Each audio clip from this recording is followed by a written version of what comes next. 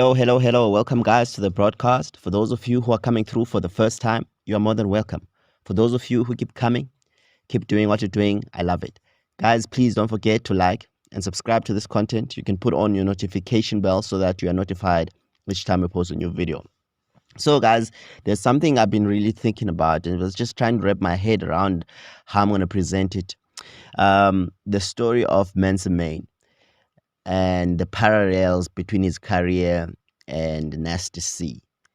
Um, so Mansa Mayne has come up with almost like a blueprint that I feel Nasty C is also starting to follow. I'm not saying that he is learning from the experience or anything like that. It could be just a pure coincidence.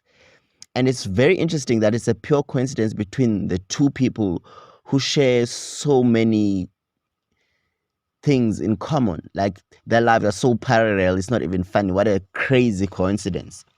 And one may ask, why am I comparing these two? The one is a reactor to South African music, an American who's a reactor to South African music, and the other one is an MC, a rapper who's from South Africa.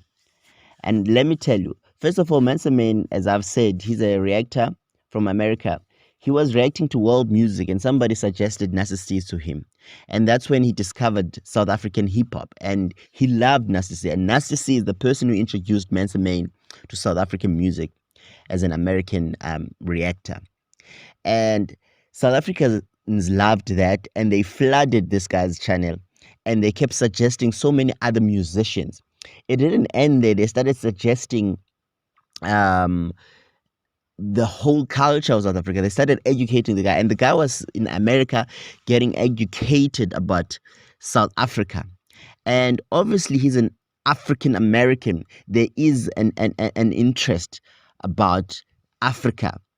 And he's obviously learning, his mind is opening up, and it's creating an appetite. And this is an amazing thing about music. Musicians are great ambassadors, guys. And this is why I am strong on this belief that South African hip hop must evolve to depict who we are.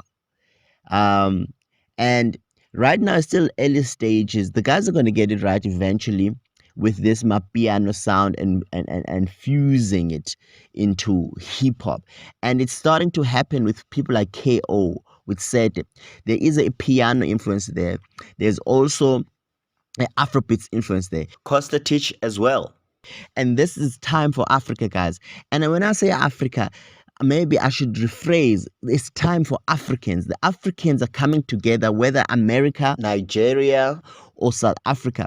It's still early stages, there's still egos, but there's an interest there. There's a curiosity there that is pulling us together. Nasty C is also a South African rapper who's been influenced by America.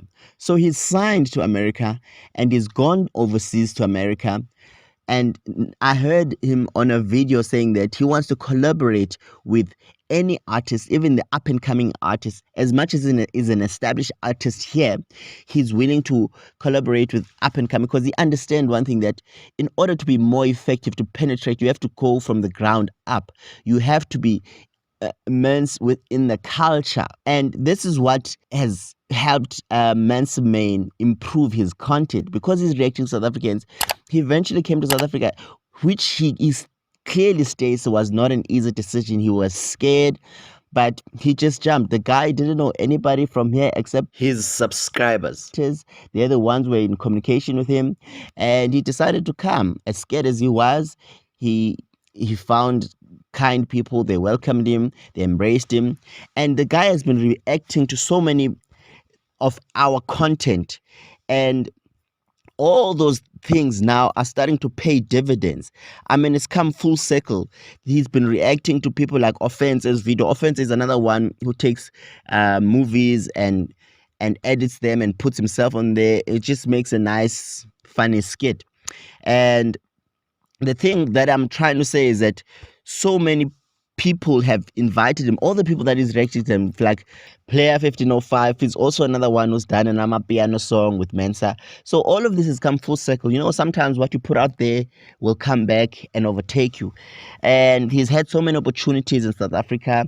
He's become somewhat of a celebrity here, and it's amazing. The evidence of this is seen in the song by AKA and Nasisi Lemonade when Mensa was reacting to it, because now he understands the South African culture. You could see this has so much meaning for him.